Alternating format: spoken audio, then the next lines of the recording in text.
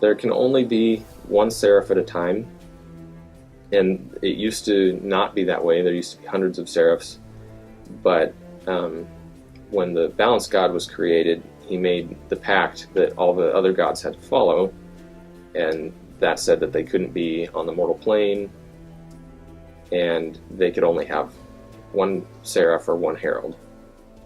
And so the seraph lives until they're killed in battle. They're immortal, and when they're finally killed, then like the most promising paladin in the order is chosen by the gods, and then they go into the secret chamber and undergo a ceremony that no one else can see, and that usually involves the gods blessing them and then actually replacing some of the seraphs, the paladin's blood, with their own, which then makes them a seraph, and they grow angel wings.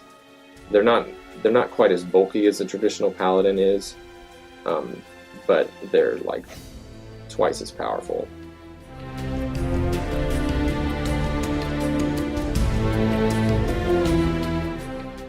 The seraphs do fight on the battlefield.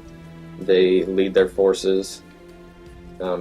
Usually they're right at the head of the army, which is why there have been, a dozen or more seraphs since the pact was created, because they are killed frequently in battle because they do lead right at the front line.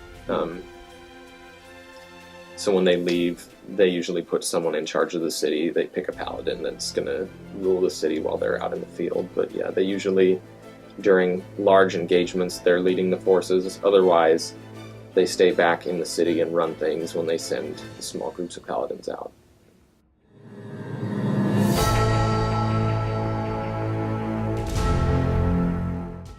Well, the seraph, as well as being the head of the army, is also the head of the religion. And she is the only person that can communicate directly with the gods. Everyone else they can kind of talk to through dreams, or you can pray to them, but they're not necessarily going to answer. But she can actually hold a conversation with them. And so she kind of tells everyone what to do. The religion is mostly based around worshiping the three remaining gods of light, but they do also worship the high god who created the whole universe. But since the war has started, the high god has basically left because he's so disappointed in his creation, and so they worship him, but not as much because he's not really active anymore.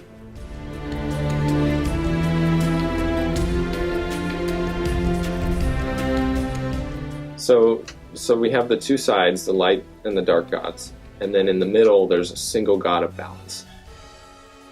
And his servants are called the balance monks. They live in this temple up in the mountains. They shave their heads and tattoo their whole bodies with these gray tattoos because they worship the gray god, and they're like really crazy warriors. And they basically just spend their day meditating and growing their own food and stuff. But when the balance is upset between the gods of light and the gods of darkness, the balance monks come down from the mountains and kind of reset the scales by fighting alongside whichever side is losing. And they have, throughout history up to the point when the book has started, they've always reset the balance.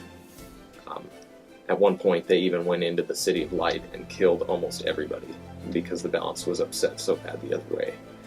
So they can be your friend or they can be your enemy. It kind of depends on whether or not you're winning.